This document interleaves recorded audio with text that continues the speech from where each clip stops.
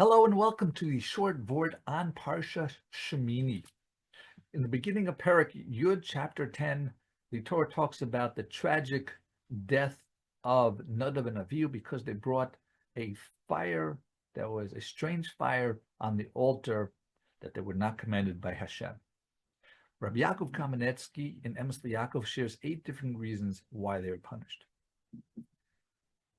In The Majesty of Man, based on the Torah of Rav Alter Henach Leibowitz, 1918 to 2008, so it brings down the Yalkut Shimoni that says that they were punished because they didn't consult with Moshe Rabbeinu.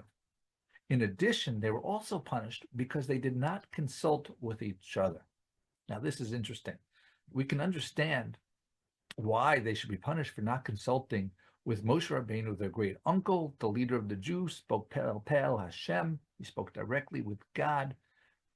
But why should it make a difference that they didn't consult to each other? They're on presumably roughly similar levels. They both independently came up with the idea that they should bring a Korban, so they agreed with each other. Why should they consult each other?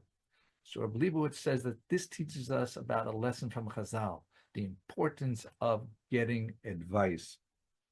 And even two equals, such as Nadav and Avihu, they should consult with each other because talking things over makes a difference. Sometimes you think about something and then when you verbalize it comes different, especially when you're talking to someone else. They'll be able to see things that you don't think about and it just comes out different. There's when others are there to consult and give their opinions. So we should never be afraid to ask for advice, whether it's from a teacher or a friend, a peer, or anyone, someone who can help you with information that you need. It's good to seek advice. Now, this can't be challenging because ego is involved and everyone wants to, people want to be involved, want to be independent. Now, in Pirkei Avos, this topic of advice or Eitzah comes up a few times. And now we're after Pesach, we're starting to say Pirkei Avos every week.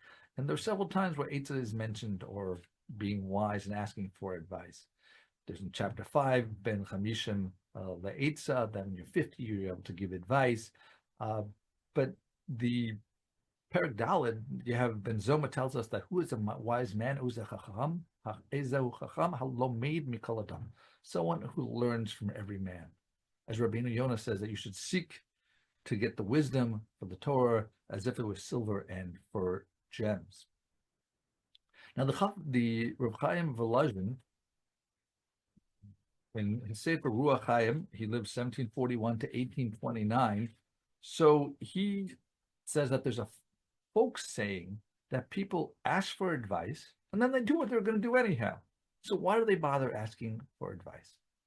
So Rav Chaim answers that one who listens to the advice can never get the full story, can never get the full perspective, doesn't get all the details that are coming through from the person who spoke. Therefore, they're able to give something in an impartial lesson.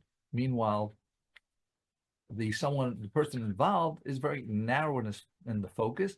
The person is thinking about from their perspective, from their needs, from their biases. Therefore, a person needs to go to someone else to counsel, even if it's just a friend, because this impartial advice can help work through the situation out, go through the issues, get a better understanding of what is going on. So Reb Leibowitz then wants to teach us the conclusion that if we want to do something that's right and do it right, it should never be beneath us to consult someone else, because someone else can bring a different perspective or at least help flesh out the item, and we'll be able to get more close to the right decision and hopefully the right one. So thank you for listening. Like, share, and subscribe.